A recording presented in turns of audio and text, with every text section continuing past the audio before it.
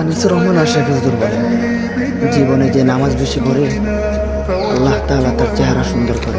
নবীজি বলে, যে নামাজ বেশি পড়ে আল্লাহ তাআলা তার চেহারা সৌন্দর্যময় করে।